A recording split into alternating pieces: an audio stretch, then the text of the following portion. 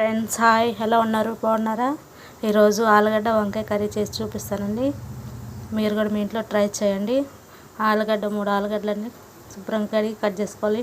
పచ్చిమిరపకాయలు, ఒక ఉల్లిపాయ, కరివేపాకు, వంకాయలు శుభ్రంగా కడుక్కోవాలని ఉప్పు వాటర్లో వేసుకోవాలి.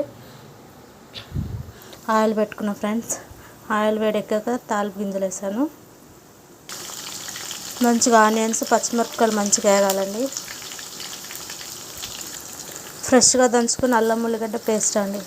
ఆనియన్స్ కొంచెం ఫ్రై అయ్యాక ఈ పచ్చివాసన పోయేదాకా ఫ్రై చేసుకోవాలి ఫ్రెండ్స్. చాలా బాగుంటుంది. మీరు కూడా మీ ఇంట్లో ట్రై చేయండి. రైస్లోకైనా చపాతీలోకైనా చాలా బాగుంటుంది.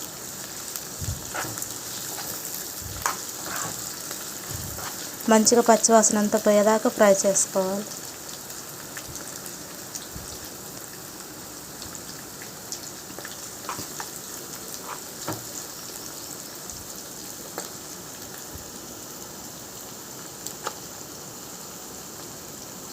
ఇందులోనే ఇప్పుడు కరివేపాకు,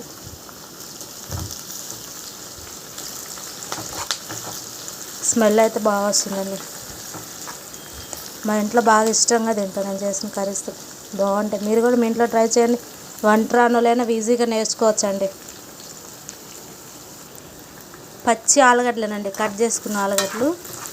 ఇవన్నీ ఫ్రై అవ్వాలి, కొంచెం ఫ్రై అవ్వాలి.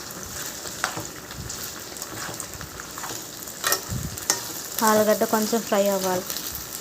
ఆలుగడ్డ కొంచెం ఫ్రై అయినాక వంకాయలు వేసుకోవాలి. వాటర్ ఏమైనండి, ఆయిల్తోటి కుక్ అవుతుంది.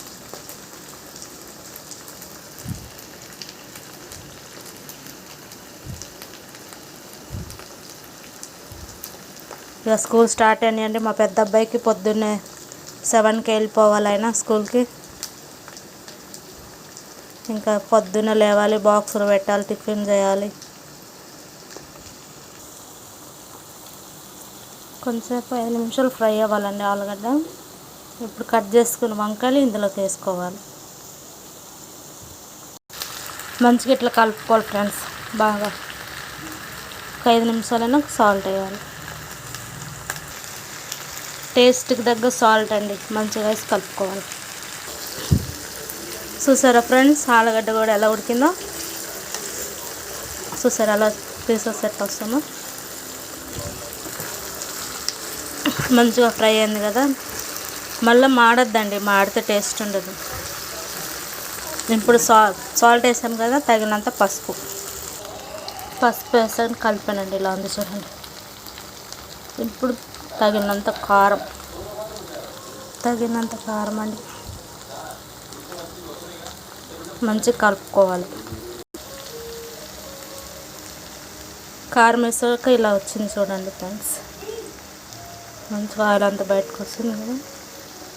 ఇట్లా వచ్చిందంటే కర్రీ కలర్ పర్ఫెక్ట్ కుదిరినట్టండి. దీంట్లో ఇరిటేటింగ్ ఏం లేదండి, ఉన్నది ఉన్నట్టే చూపిస్తున్నా. నేను ఎట్లయితే చేస్తానో ఇంట్లో అట్లనే చూపిస్తున్నాను. మీరు కూడా మీ ఇంట్లో ట్రై చేయండి. ఈజీగా వచ్చేస్తుందండి వంట రానులకు కూడా. చాలా బాగుంటుంది టేస్ట్ అయితే.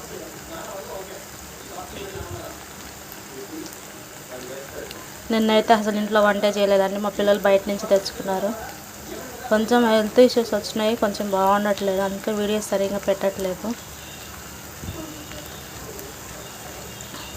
మా రిలేటివ్స్ అడుగుతున్నారు ఎందుకు వంటలు పెట్టట్లేదు అనేసి.